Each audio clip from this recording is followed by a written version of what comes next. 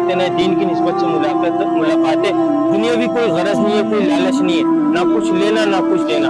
अल्हम्दुलिल्लाह ये हमारी जो मुलाकातें सिर्फ दीन की निस्बत से मुलाकातें। हदीस पाक का मफ़हूम है कि जब दो मुसलमान भाई आपस में दीन की निस्बत से मिलते हैं तो अल्लाह रब्बुल इज़्ज़त इनके जुदा होने से पहले इनके गुनाहों को माफ़ फरमा देते हैं। अमल क्या, दीन की निस्बत से मुलाकात करना, और अल्लाह रब्बुल इज़्ज़त इसके ऊपर दे रहे क्या, गुनाहों की माफ़ी दे रहे।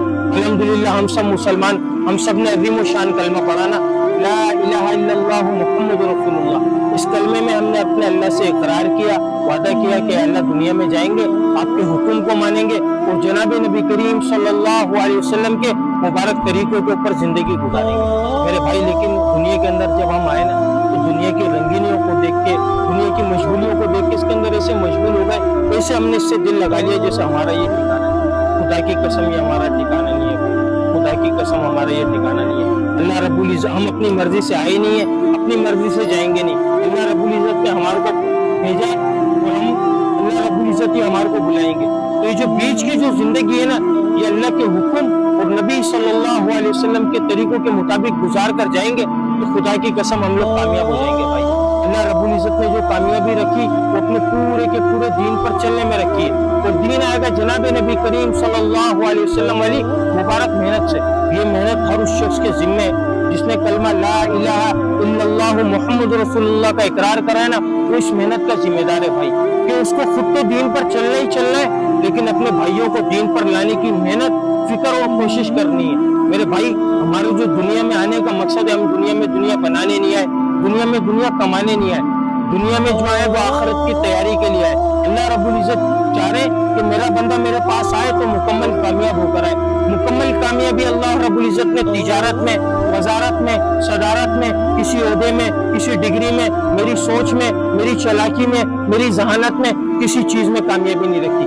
कामयाबी का जो दारोमदार रखा वो जनाब नबी करीम सल्लल्लाहु अलैहि वसल्लम के मुबारक तरीकों में, मुबारक आमालों में रखा है। जो इसके ऊपर जिंदगी गुजार कर जाएगा, खुदा की कसम वो कामयाब हो जाएगा, खुदा की कसम वो कामयाब हो जाएगा, खुदा की कसम वो कामयाब हो जाएगा। जो इससे हटकर जिंदगी गुजार कर जाएगा मेरे भाई, वो नाकाम हो जाएगा। हर बंदा अपने वक्त का खुद जिम्मेदार है ना, हर बंदा अपने वक्त का खुद जिम्मेदार है। अल्लाह रब्बुल इज़्ज़त ने दो रास्ते दे दिए कि एक सही की तरफ जाता है, गलत की तरफ जाता है। आओगे एक तरफ आओगे तो मेरी मोहब्बत पाओगे, दूसरी तरफ आओगे तो जहन्नम तुम्हारे लिए तैयार रखी हुई है मेरे भाई। असल जो दुनिया में इंसान का भेजने का मकसद है, अल्लाह ताला ने कुरान पाक में इरशाद फरमाया कि हम आपसे माश नहीं चाह रहे, माश हम आपको देंगे, बेहतर अंजाम परहेजगारी का है। और बेहतरीन शख्स हुए, हदीस पाक का मफ़हूम है कि बेहतरीन शख्स हुए जो मौत से पहले मौत की तैयारी करे। मौत की तैयारी क्या है कि अल्लाह के हुक्म, नबी सल्लल्लाहु अलैहि वसल्लम के तरीकों के मुताबिक पूरा करना, ये मौत की तैयारी है। असल मकसद ये, अगर इसके ऊपर जिंदगी गुजारेंगे तो अल्लाह रब्बुल इज़्ज़त हमारे को दुनिया में भी चमकाएंगे, हमारी आखिरत भी बनाएंगे। सहाबाओं ने इस मकसद को मकसद समझा तो अल्लाह रब्बुल इज़्ज़त ने कैसे उनको बुलंदियों के ऊपर पहुंचाया। एक वक्त ऐसा था कि सहाबाओं के पास कुछ नहीं था, और एक वक्त ऐसा आया जब उन्होंने इस मेहनत को, इस काम को अपना काम समझा, इस मेहनत को अपनी मेहनत समझी, इस मकसद को अपना मकसद समझा। तो खुदा की कसम एक वक्त ऐसा आया कि सहाबी कहते हैं कि हम घोड़े के ऊपर खड़े हुए थे, हम ऊंट के ऊपर खड़े हुए थे, और एक सहाबी दूसरे सहाबी को नहीं देख सकता था। इतना अल्लाह रब्बुल इज़्ज़त ने खजानों की बम्बार लगा दी।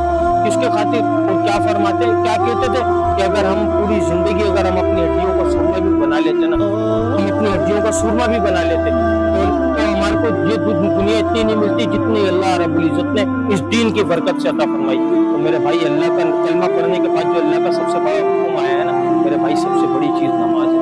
नमाज किसी भी हाल में माफ़ नहीं है भाई, हर चीज़ की माफ़ी मिलेगी। अल्लाह के हुक्म की नमाज की माफ़ी नहीं है भाई, नमाज की पाबंदी करनी है। अल्लाह ताला चाह रहे हैं, मैं बार बार यही बात अर्ज कर रहा हूँ कि अल्लाह ताला ने हमारे को कामयाब होने के लिए भेजा है, हम नाकाम होकर नहीं जाए दुनिया से।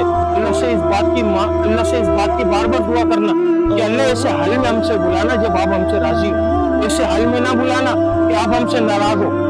खुदा की कसम हम नहीं झेल पाएंगे, हम दुनिया की इस गर्मी को हम बर्दाश्त नहीं कर पा रहे, तो वो आखिरत के लिए जो अल्लाह रब्बुल इज़्ज़त ने तैयार किया हुआ है हमारे लिए, हम उसके लिए क्या करेंगे, हम उसको कैसे मुंह देंगे मेरे भाई। इसकी तैयारी इधर कर जानी है।